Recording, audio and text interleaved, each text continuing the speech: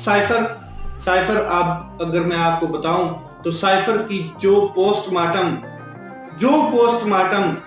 आमिर फारूक और साथ में बैठे जज गुल हसन औरंगजेब साहब ने किया है, वो इस किस्म का पोस्टमार्टम हो रहा है कि उसकी सर्जरी दोबारा नहीं हो पाएगी, दोबारा उसको कोई डॉक्टर हाथ नहीं लगा पाएगा, दोबारा कोई सहूलतकार ताकतवर उसके ऊपर वर्क नहीं कर पाएगा।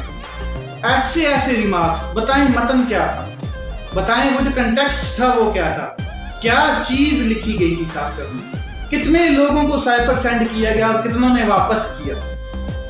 फिर जिसने वापस नहीं किया, क्या उसके ऊपर भी यही मुकदमा दर्ज है, ऑफिशियल सीक्रेट एक्ट का मुकदमा उसके ऊपर भी दर्ज है?